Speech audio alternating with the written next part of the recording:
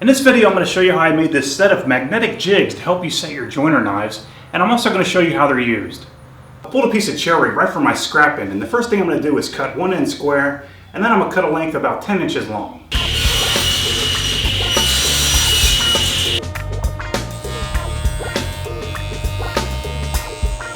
So now that I have a nice flat edge, I'm going to go ahead and cut out two 5-inch sections. So with the joiner unplugged, I'm going to go ahead and mark the location for a stop, which will help us to find top dead center. I'm going to rip a small piece of wood that will be used as that stop that we just marked for at the joiner. So I want to make a kerf in one of the two sections of our jig to insert the stop that we just ripped on the table saw. And to do that, I'm going to use my simple kerf making jig.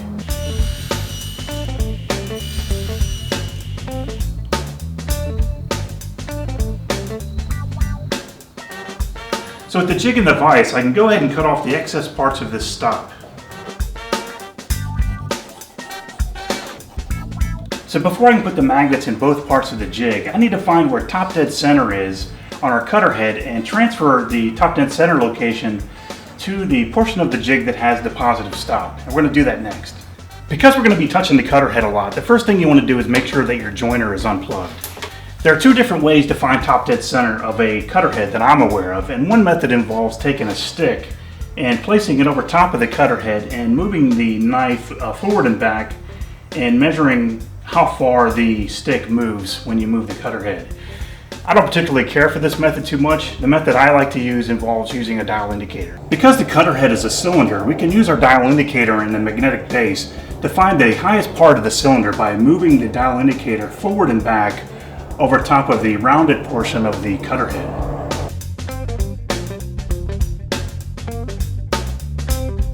Right there. So with a Sharpie, I'm going to make a mark right where this tip of this plunger lands on the cutter head so I can transfer this mark to our jig. So without moving the cutter head and the positive stop of our jig up against the edge of the outfeed table, we can transfer that mark to the jig.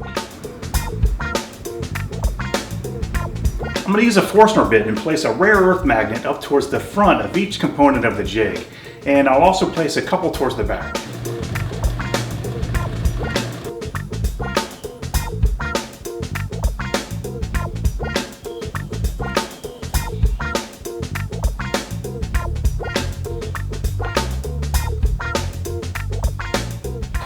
Okay, so now that these guys have finished showing off, let me show you how you use them.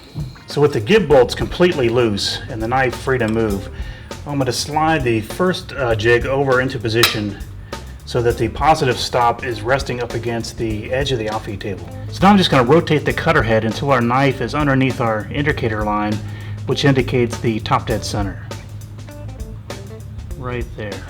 So now I'll just place the other part of the jig over top of the knife so that the magnet is directly above the knife. So with the knife positioned over our top dead center mark, make sure that the knife is free to move up and down underneath the magnets. So while keeping our knife underneath our top dead center mark, go ahead and tighten down the gib bolts. So one way to check that you've done this correctly is to zero your dial indicator on your outfeed table.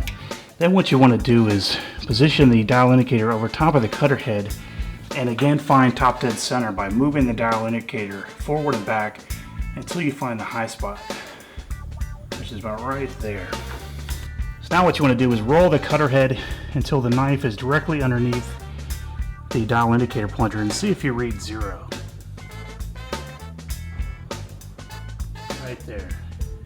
Perfect.